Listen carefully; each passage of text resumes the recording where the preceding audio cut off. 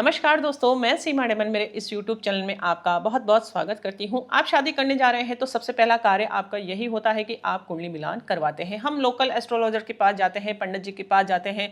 वर और वधू की दोनों की कुंडलियाँ ओपन की जाती है और मिलान करके बताया जाता है। वहाँ पर हमको निराशा मिलती है, अर्थात हमारे पंडित जी बोलते हैं कि नहीं, कुंडली मिलान नहीं होता है। फिर हम सॉफ्टवेयर से कुंडली मिलान करते हैं, वहाँ पर भी मंगल दोष, नाड़ी दोष, भक्कू दोष और ना जाने कौन कौन से दोष बता दिए जाते हैं, जिससे हम अच्छे से अच्छा रिश्ता हमारे हाथ से गवा देते हैं। क्योंकि हमको ऐसा विश्वास होता है कि हाँ, सॉफ्टवेयर से कुंडली मिलान करना सत्य होता है, या फिर किसी पंडित जी के माध्यम से हमने कुंडली मिलान करा तो वह सत्य होता है। और कोई जातक मेरे पास आता है तो वही कुंडली मिलान जो सामने वाले एस्ट्रोलॉजर ने मना करा है, सॉफ्टवेयर ने मना करा है, मैंने उनको कहा कि आप निश्चित होकर शादी कर सकते हैं, आपका बिल्कुल परफेक्ट कुंडली मिलान होता है। तो आज मैं आपके लोगों के साथ बिल्कुल step by step her cheese share करूंगी और आप मुझे कमेंट्स के द्वारा ज़रूर बताना किसका कुंडली मिलान सही है। क्या पंडित जी का कुंडली मिलान सही है या सॉफ्टवेयर का कुंडली मिलान सही है, क्या मेरा कुंडली मिलान सही है? यह डिसीजन मैं आप लोगों के ऊपर छोड़ती हूँ, तो आप मुझे कमेंट्स के द्वारा ज़रूर बताना वीडियो एंड तक देखने के पश्चात दोस्तों। तो चलिए शुरू करते हैं वीडियो स्टार्ट करने से पहले एक छोटी सी रिक्वेस्ट, यदि आप पहली बार मेरे इस चैनल पर आए हैं तो इसे आप सब्सक्राइब करके ज़रूर रखिए। पास में लगे बेल आइकन को भी आपको ज़रूर प्रेस करना है ताकि लेटेस्ट नोटिफिकेशन आप तक जल्द से जल्द पहुंच सके दोस्तों। सबसे पहले मैं आपको बता देती हूं कि पंडित जी के माध्यम से जो कुंडली मिलान करके उन जातकों को बताया वह किस प्रकार का था, तो यह मैं आपको ओपन करके बताती हूँ। यह मैं इसलिए शेयर कर रही हूँ, किसी पर्सनल इन्फॉर्मेशन मुझे नहीं शेयर करना है, लेकिन मैं नाम वगैरह ब्लर कर देती हूँ, सिर्फ आपको ज्ञान हो सके कि आप सही जगह कुंडली विश्लेषण करवाएं ताकि आपको सही ज्ञान हो। अन्यथा आप भ्रम के माया जाल में फंस जाएंगे, बड़ी बड़ी पूजा पाठ के चक्कर में पड़ेंगे और एक अच्छा रिश्ता हम हाथ से गंवा देते हैं और बाय फॉल्ट हमारी शादी की उम्र निकले जाती है और हम कुंडली मिलान के चक्कर में इतना पड़ जाते हैं कि हमारे को कोई एक अच्छा रिश्ता मिल ही नहीं पाता है। तो इन चीज़ों से आपको बचना है, इसीलिए मैं ये वीडियो आप लोगों के साथ शेयर कर रही हूँ ताकि आपको नॉलेज हो सके कि कुंडली मिलान कैसे किया जाता है। यह वीडियो यदि आपने पूरा एंड तक देख लिया तो आप खुद भी अपनी पर्सनल कुंडली विश्लेषण कर सकते हैं, अपना मैच मेकिंग खुद कर सकते हैं घर बैठे किसी की हेल्प के बिना दोस्तों। तो सबसे पहले पंडित जी ने कुंडली विश्लेषण करके क्या बताया है वह मैं आप लोगों के साथ शेयर कर देती हूँ। ठीक है, यह एक पंडित के माध्यम से इन्होंने कुंडली विश्लेषण करवाया था, तो वह उन्होंने क्या अपना डिसीजन दिया वह मैं आपको बता देती हूँ। उन्होंने दोनों बॉय और गर्ल की कुंडली पूर्ण रूप से बनाई है। आप देख सकते हैं ये लग्न कुंडली है, नवांश कुंडली है, ये लड़की की नग्न कुंडली है, नवांश कुंडली है। उन्होंने कुछ ऐसा डिस्क्राइब बिल्कुल भी नहीं करा है, फाइनल रिजल्ट लिखकर बताया है सामने वाले जातक को। क्या रिजल्ट लिखकर बताया? अष्टकूट मिलान। अष्टकूट मिलान कितने होते हैं? 15.5, यानी कि 36 में से 15.5 गुण मिलान ही उनके आधार पर हो रहे हैं। इस चीज़ को आपको दिमाग में रखना है, ठीक है। उसके बाद उन्होंने बताया है राशि मैत्री, भक्कू दोष है, नाड़ी दोष है, नॉन मांगलिक। नॉन मांगलिक मतलब एक लड़का मांगलिक है और लड़की मांगलिक नहीं है, इस तरीके से मंगल डिफरेंस बताया है। और उन्होंने अपना फाइनल डिसीजन क्या दिया है? Match making is not okay, अर्थात ये शादी नहीं करनी चाहिए, उनका ये फाइनल रिजल्ट है। सिर्फ उन्होंने इतना सा ही लिखकर बताया है कि भाई ये दोष है, गुण मिलान अच्छा नहीं है, इसलिए आप ये शादी नहीं करें, शादी करेंगे तो ऐसा होगा वैसा होगा, एक दूसरे की मृत्यु हो जाएगी। बहुत आपको डराया जाता है, फिर कोई डरा कर आपको बोला जाता है कि नाड़ी दोष की शांति करा लीजिए, मंगल दोष की शांति करा लीजिए, बड़ी पूजा पाठ कराइए। एक दिन की बड़ी पूजा पाठ से कोई चमत्कार हमारी लाइफ में नहीं होता है। इस चीज़ का आपको विशेष रूप से ध्यान रखना है। क्या वाकई में वह दोष हमारी कुंडली में बन भी रहा है कि नहीं बन रहा है? कुछ नियम होते हैं दोषों के निरस्त के। विभिन्न टॉपिक के माध्यम से मैं अपने चैनल के माध्यम से आपको अद्भुत जानकारियां दे चुकी हूं। अभी तक आपने मेरे इस चैनल को सब्सक्राइब नहीं किया है तो इसे आप सब्सक्राइब करके चेक करिए, उन वीडियोस को देखिए और अद्भुत नॉलेज आप लीजिए। ज्योतिष शास्त्र बहुत प्योर ज्ञान है, यदि आप उस ज्ञान को समझ पाए तो कभी भी आप ज्योतिष को फेक नहीं बोल पाएंगे दोस्तों। यह पंडित जी के माध्यम से बताया है। अब हम देख लेते हैं सॉफ्टवेयर क्या कहता है। सॉफ्टवेयर से कुंडली मिलान जब हम करते हैं तो हम ऐप का यूज़ करते हैं। दोनों बॉय और गर्ल की डिटेल हमने यहाँ डाल दी है। 4 अक्टूबर 97, 11:23, 5 अक्टूबर 2003, ठीक, इनका कुंडली मिलान हम कर लेते हैं। कुंडली मिलान हम करते हैं तो 36 में से 22 गुण मिल रहे हैं। जो पंडित जी बोल रहे थे वो तो 15 गुण ही मिला रहे थे, 15.5। इन्होंने बोला है 36 में से 22 गुण। इन्होंने क्या डिफरेंस बताया है? दोनों के मंगल दोष में डिफरेंस बताया है। बॉय कुंडली में निम्न मंगल दोष है, बॉय की कुंडली में मंगल दोष बता रखा है। गर्ल की कुंडली में मंगल दोष नहीं है, ऐसा बता रखा है। ठीक है, अब इनका हम अष्टकूट मिलान देख लेते हैं। अष्टकूट मिलान में क्या कह रहे हैं ये? अष्टकूट मिलान में आप देख सकते हैं पूरे गुण मिल रहे हैं 22.5 और नाड़ी दोष आ रहा है। मतलब नाड़ी दोष को देखते ही हम सब घबरा जाते हैं, बड़ी पूजा पाठ के चक्कर में पड़ जाते हैं कि नाड़ी दोष की पूजा करा लीजिए, इतने हजार मंत्रों का जाप आप करा लीजिए तो नाड़ी दोष का कोई नकारात्मक परिणाम नहीं प्राप्त होगा। बाय डिफॉल्ट वह नाड़ी दोष हमारी कुंडली में बन ही नहीं रहा है जब हम मैनुअल चेक करते हैं। तो ये दोनों परिस्थितियां मैंने बता दी है। आपको कमेंट्स के द्वारा जरूर बताना है कि किसका कुंडली विश्लेषण सही है, सटीक है, ताकि आप इस चीज का फैसला कर सके कि किसका ज्ञान सही बोल रहा है, सॉफ्टवेयर का, पंडित जी का या मेरा। ठीक है, आपको डिसीजन देना है। मैंने जो कुंडली विश्लेषण करके उनको बताया वह हम जान लेते हैं कि मैंने उनको क्या करके बताया है। इन्होंने मुझे एक कमेंट्स लिख के बताया था, वह भी मैं आप लोगों के साथ शेयर कर देती हूँ। इन्होंने मुझे कहा, मुझे पहली बार आप जैसा एस्ट्रोलॉजर मिला है जो बिल्कुल सच्चा और दूसरों की भावनाओं को समझने वाला मिला है। ठीक है, उन्होंने मुझे ये कमेंट्स लिखकर बताया था जब मैंने उनको पूरा कुंडली विश्लेषण करके बताया, और फिर उन्होंने मुझे बताया कि मैंने यहाँ पर भी कुंडली विश्लेषण करवाया, मुझे ये रेस्पॉन्स मिला, मैंने सॉफ्टवेयर से कुंडली विश्लेषण करवाया, मुझे ये रेस्पॉन्स मिला। लेकिन आपका ज्ञान बहुत अधिक अद्भुत है, 100% सही है, मुझे आप पर बिलीव है, हाँ मैं इस रिश्ते के लिए हाँ करती हूँ। तो चलिए हम जान लेते हैं। फिर उन्होंने अपनी पर्सनल कुंडली विश्लेषण भी करवाया है। कोई भी जातक एक बार यदि मेरे माध्यम से कुंडली विश्लेषण करवाता है तो पिछले वीडियो में मैंने यह आपको पूर्ण सत्यता के साथ बताया है, प्रूफ के साथ बताया है कि 100% वो अपने दूसरों की कुंडली विश्लेषण ज़रूर करवाते हैं। क्यों? क्योंकि उनको पूर्ण सेटिस्फेक्शन मिलता है, अर्थात उनको हर प्रकार की नॉलेज शेयर की जाती है, पूरे सभी ग्रहों की स्थितियों की जानकारी दी जाती है ताकि वह अपने जीवन का पूरा सार समझ सके।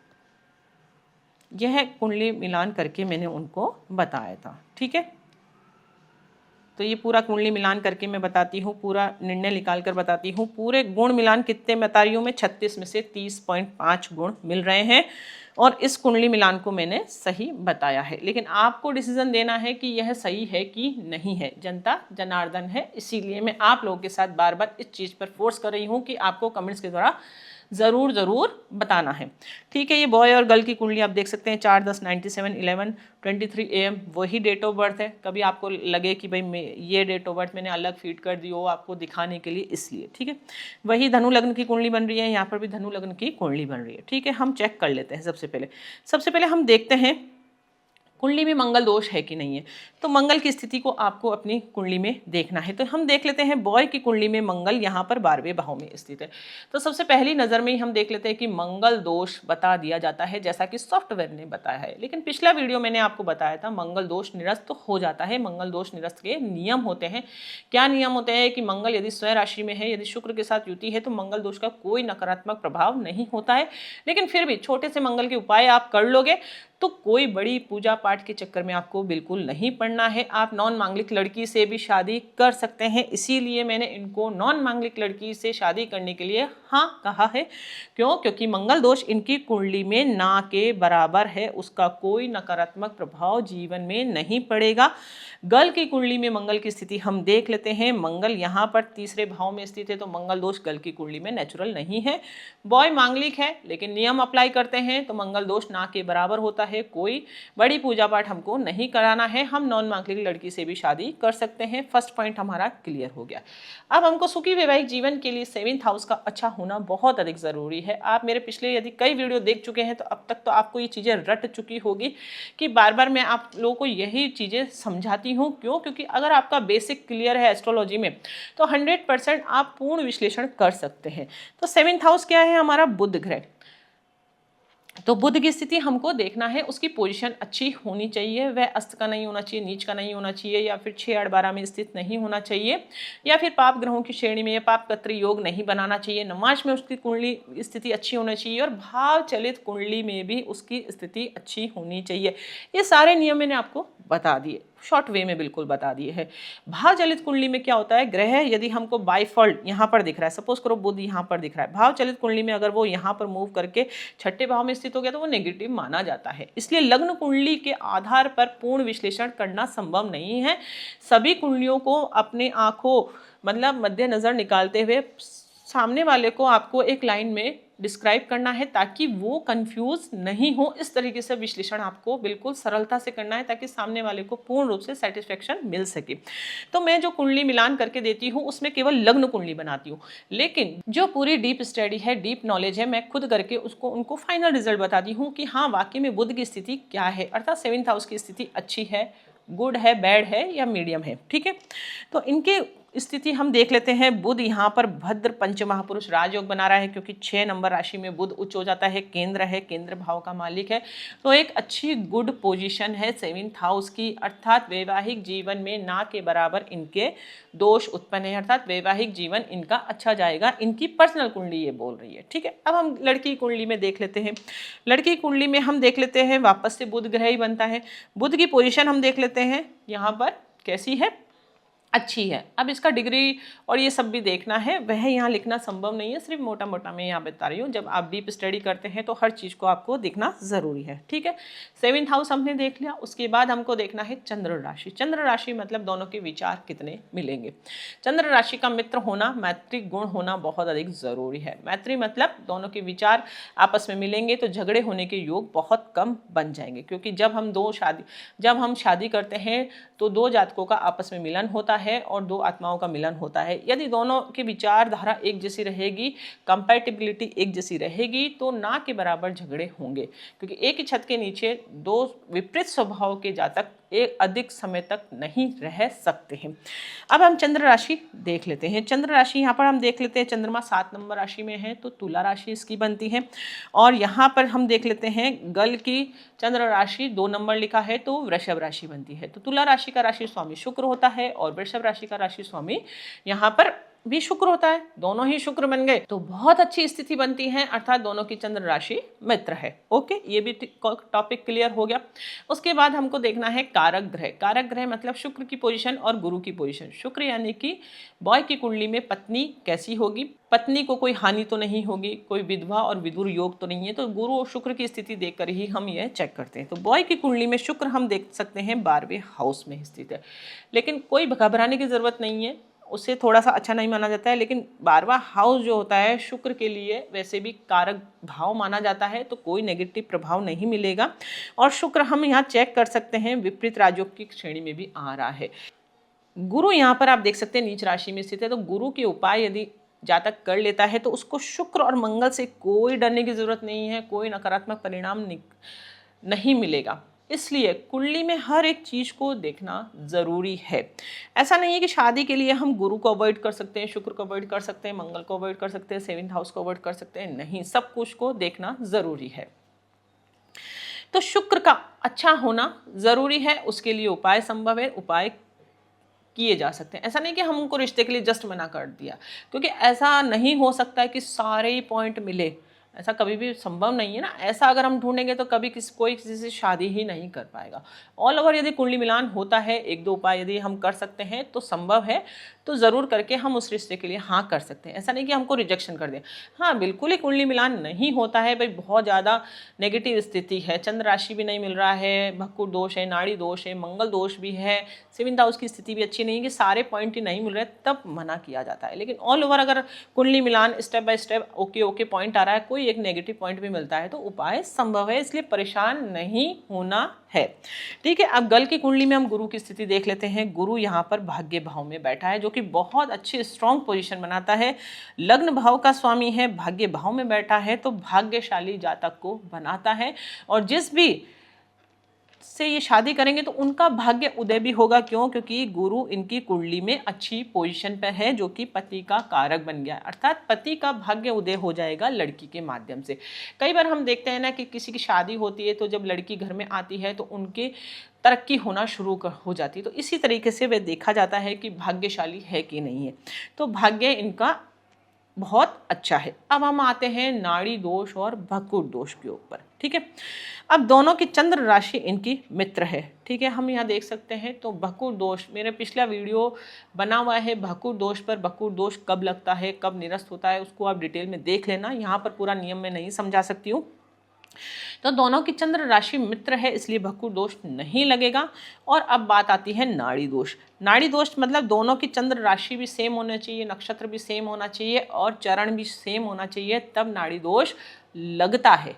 उसके विपरीत नाड़ी दोष नहीं लगेगा। अब नाड़ी दोष नहीं लगेगा तो हमको 8 अंक अधिक प्राप्त हो जाएंगे, जो कि सॉफ्टवेयर ने बोला था 22 पॉइंट इनके गुण मिल रहे हैं लोकल, और पंडित जी ने बोला था इनके 15.5 गुण ही मिल रहे हैं। नाड़ी और भक्कुर दोष लग रहा है, मांगलिक दोष भी है, तो तीनों ही दोष का कोई नकारात्मक परिणाम नहीं प्राप्त हो रहा है मेरी स्टडी के माध्यम से। आप चेक कर सकते हैं।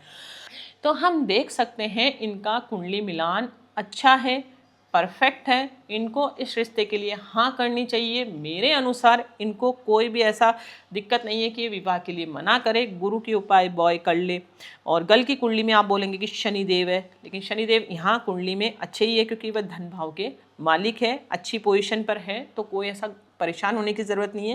लेकिन शनि के उपाय कर लेंगे तो कोई ऐसा टेंशन वाली बात नहीं है। उसके आगे डीप स्टडी करके मैंने पूरा इनको बता दिया था नवांश में क्या स्थिति है। भाव चलित कुंडली में कभी ग्रहों की स्थिति इधर उधर तो नहीं चलेगी, वह भी चेक करना पड़ता है।